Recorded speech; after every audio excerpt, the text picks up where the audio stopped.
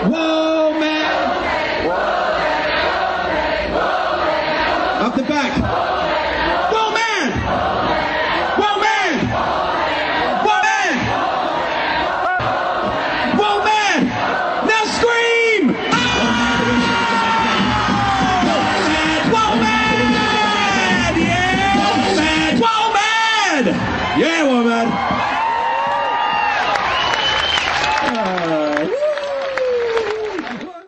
This is groovefm.co.nz and you're listening to one of the WOMAD specials from 2015.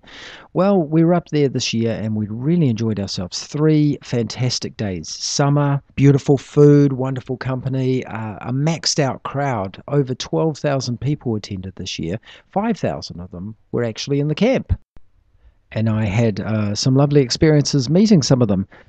I think one of the best ways to cut the ice is actually to forget your can opener and have to go around and borrow one from other people. One of the other experiences is we had a bit of trouble with our tent, so some of our wonderful neighbours came and helped us with that.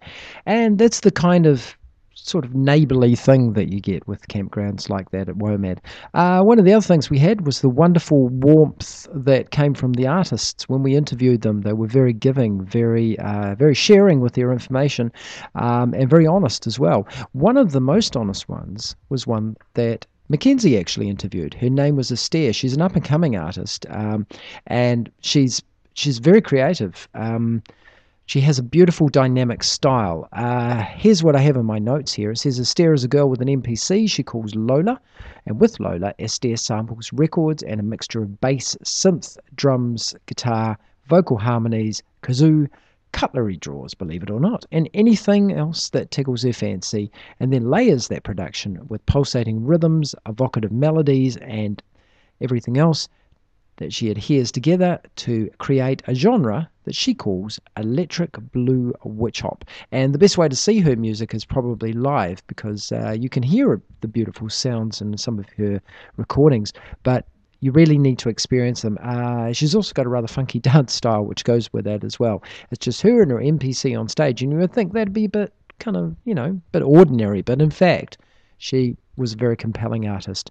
So without much further ado, here's Mckenzie, who was talking to the wonderful Estère. We managed to catch her between shows. She saw the first show, and some of the questions she asks are about that show. The rest is about her music production process. It is such an honour to be part of this lineup. I'm so excited to be here. This is an absolutely glorious festival, and not only am I playing, but I get to see all the other amazing acts, so that is really, really, really awesome.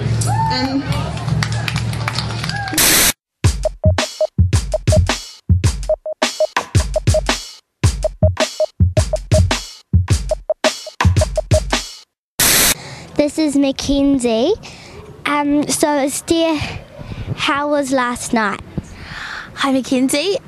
Last night was awesome. I loved it. It was the first show at WOMAD on the Shell Gable stage, and it was just a real buzz performing to the audience and seeing all the beautiful colours that people were wearing, and just being part of the festival on the first day was really cool.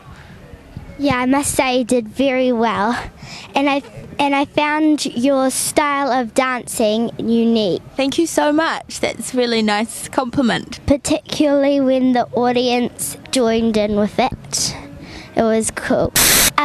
So I noticed you had a unique gadget on the stage, and I know that you call it Lola. That's correct. Lola is my MPC, which stands for Music Production Centre, and with Lola I make all my beats. So I record my different samples, could be anything, like a drumstick against a tree trunk or some bass from a synthesizer, and then I put it all into Lola, and then we perform on stage live together, and she's pretty much the core member of my machine band.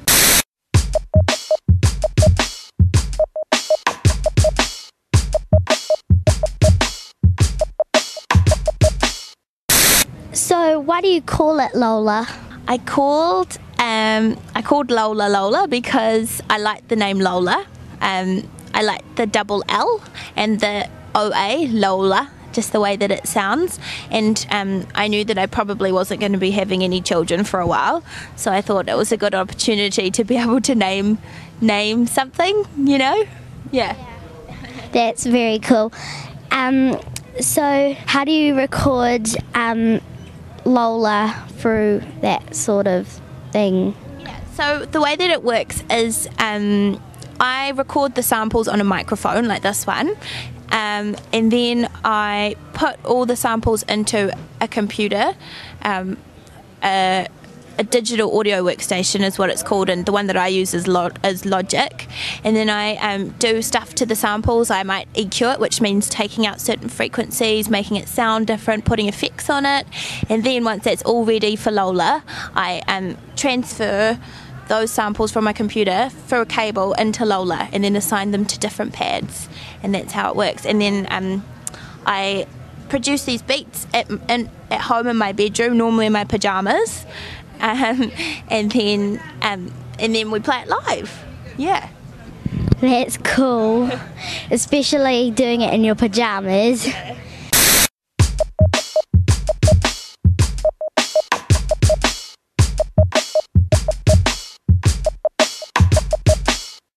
You've got such an abundance of sound wherever you are, so like things like cutlery drawers, or I've got my lampshade that's next to my bed.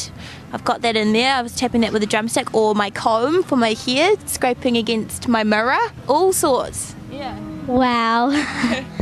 You do a lot for sound. And why do you have Lola instead of a band? That's such a good question. I have Lola instead of a band because I wanted to have a solo project, but I wanted it to sound like a band, and I wanted to basically be the boss and be able to choose like all the melodic parts in my songs. And an MPC like Lola means that I can have bass, drums, guitar, piano, all of that a band would normally play in a beautiful black and blue machine. So that's why I chose to have Lola as part of my live set.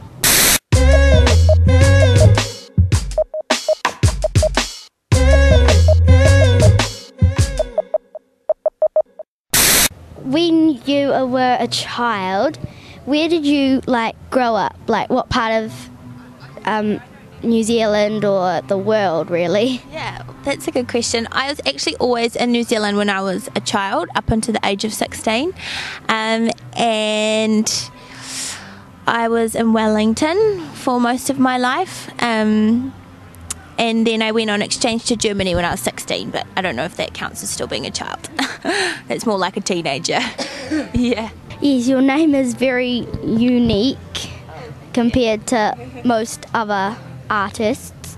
Does it mean anything, or is what kind of country does it come from? It does mean something. It's actually my grandmother's name, and she's from Cameroon in West Africa. My mum and my dad named me after his mum, and it means morning star, the first morning star.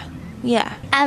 So when you were a young child, back to that sort of topic again, did you have any pop stars or anyone that you looked up to? I did. I reckon from the age of 7 till 10 I was a massive Britney Spears fan. Do you know Britney Spears? Yeah.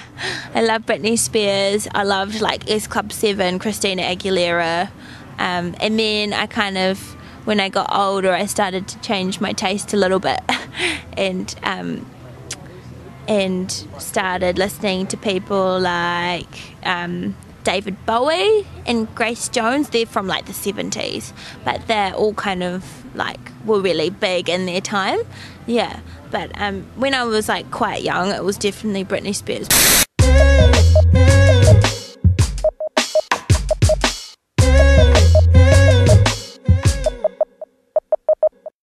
How was I supposed to know? A pop star, in that way.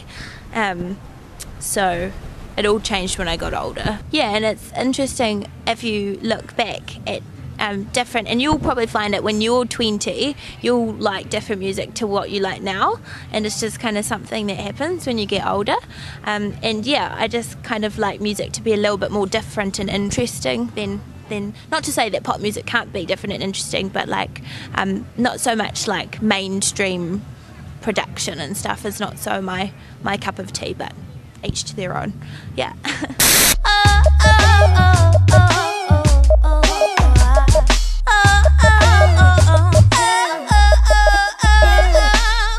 When you were a child, did you have singing lessons or dance lessons, or what sort of hobbies did you used to like? I used to like ballet. I did ballet for about 6 years, from the age of 7 till, what's 6 plus 7? 13. Yeah. So till about the age of 12 or 13, and like contemporary dance and stuff like that. I started drum lessons when I was 11, and I loved drumming. Singing lessons, I did a few, but I never really got into them for some reason, so I kind of would stop with those. But yeah, it was like ballet and drumming and playing sports. I played like netball and stuff. Yeah. Those are quite different combinations. Yeah. Thank you so much. It was such a great interview, and you are by far the most youthful interviewer I've ever had, and it was great. So thank you very much. Thank you too. Did you forget me, Charlie? Was I a figment of imagination? Tell me, Charlie.